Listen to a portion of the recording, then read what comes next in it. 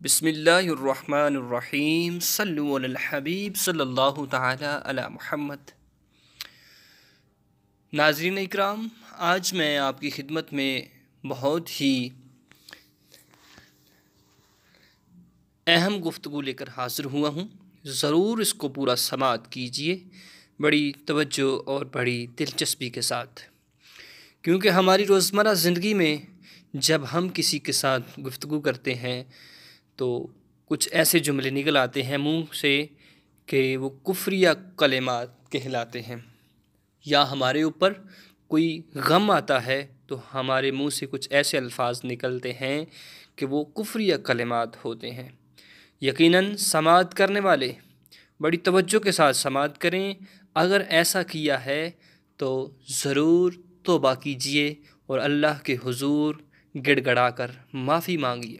یہ کچھ کفریہ کلمات ہیں، ان سے بچیں اور دوسروں کو بھی بچائیں، اور یقیناً اپنے تمام دوستوں تک اس اہم معلومات کو پہنچائیں کہ مصیبت کے وقت یہ کہنا کفر ہے۔ اللہ نے پتہ نہیں مصیبتوں کے لیے ہمارا گھر ہی دیکھ لیا ہے، ایسا کہنا بالکل اچھا نہیں ہے۔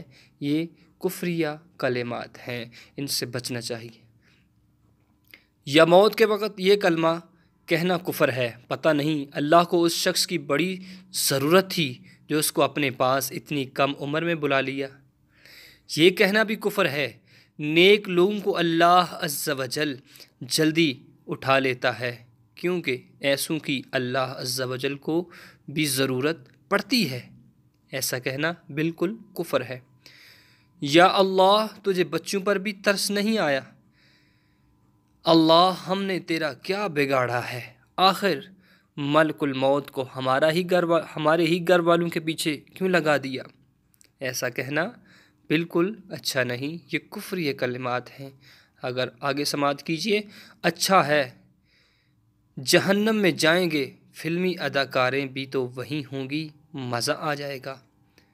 ہمارے بہت سارے نوجوان جب ایسی بات کرتے ہیں تو بہت ساری اداکاروں کے نام لے لے کر کہتے ہیں کہ وہ بھی ہمارے ساتھ ہوگا، وہ بھی ہمارے ساتھ ہوگا، ایسا کہنا بالکل غلط ہے۔ ایسے لطائف لکھنا بھی کفر ہے۔ اگر تم لوگ جنت میں چلے بھی گئے تو سگریٹ جلانے کے لیے تو ہمارے پاس جہنم ہی میں آنا پڑے گا۔ آؤ ظہر کی نماز پڑھیں۔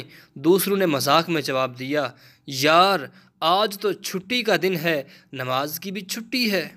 کسی نے مذاق میں کہا، بس جی چاہتا ہے یہودی یا عیسائی یا قادیانی بن جاؤں، ویزا تو جلدی مل جاتا ہے، ایسا کہنا بالکل غلط ہے۔ صبح صبح دعا مانگ لیا کرو، اس وقت اللہ عز و جل فارغ ہوتا ہے۔ اتنی نیکیاں نہ کرو کہ خدا کی جزا کم پڑ جائے۔ خدا نے تمہارے بال بڑی فرصت سے بنائے ہیں۔ کسی نے کہا، یار ہو سکتا ہے آج بارش ہو جائے، جواب ملا، نہیں یار اللہ تو ہمیں بھول گیا ہے۔ کسی نے حضرت محمد صلی اللہ تعالی علیہ وسلم کا مذاق اڑایا تو کافر ہے۔ دنیا بنانے والے کیا تیرے من میں سمائی تو تو نے کاہے کو دنیا بنائی، یہ گانا کفر ہے۔ حسینوں کو آتے ہیں کیا کیا بہانے، خدا بھی نہ جانے تو ہم کیسے جانے، یہ گانا بھی کفر ہے۔ میری نگاہ میں کیا بن کے آپ رہتے ہیں، قسم خدا کے خدا بن کے رہتے ہیں، یہ گانا بھی کفر ہے۔ اس طرح کے بے شمار گانے جو ہمارے مسلمان اکثر گنگناتے دکھائی دیتے ہیں۔ نماز کی دعوت دینے پر کسی نے کہا، ہم نے کون سے گناہ کیے ہیں جن کو بخشوانے کے لیے نماز پڑھیں۔ ایک نے طبیعت پوچھی تو دوسرے نے مذاق کرتے ہوئے جواب دیا، نصر من اللہ، وہ ٹھیک ہے کہہ دیا۔ کہنے والے پر حکم کفر ہے کہ آیت کو تبدیل کرنے کی کوشش ہے۔ رحمان کے گھر شیطان اور شیطان کے گھر رحمان پیدا ہوتا ہے، مسلمان بن کر امتحان میں پڑ گیا ہوں، وغیرہ وغیرہ کہنا بالکل کفر ہے۔ حضور صلی اللہ تعالی علیہ وسلم کا ارشاد معظم ہے، ان فتنوں سے پہلے نیک اعمال کے سلسلے میں جلدی کرو جو تاریک رات کے حصوں کی طرح ہوں گے۔ ایک آدمی صبح کو مومن ہوگا اور شام کو کافر ہوگا، اور شام کو مومن ہوگا اور صبح کو کافر ہوگا، نیز اپنے دین کو دنیاوی ساز و سامان کے بدلے فروخت کرے گا۔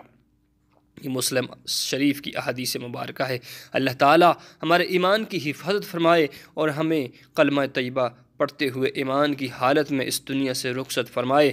اس ویڈیو کو تمام اپنے دوستوں تک شیئر کیجئے تاکہ تمام دوست احباب چلتے چلتے پھرتے پھرتے اس کو دیکھ لیں اور اللہ عز و جل ہمیں ایسے کفری کلمات سے بچنے کی توفیق عطا فرمائے۔ اگر کسی دوست نے ایسے الفاظ کہے ہیں تو یقیناً اللہ کے حضور گڑ گڑا کر توبہ کر لیجئے اور اللہ سے معافی مانگ لیجئے۔ یقیناً وہ اللہ غفور الرحیم ہے اور معاف کرنے والا ہے۔ یقیناً جب اللہ کے حضور ہاتھوں کو اٹھا کر دعا کی جاتی ہے تو وہ اللہ سننے والا ہے، وہ اپنے بندے کو معاف فرما دیتا ہے۔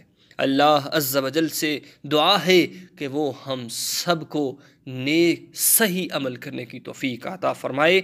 وآخر دعوانا ان الحمد للہ رب العالمین۔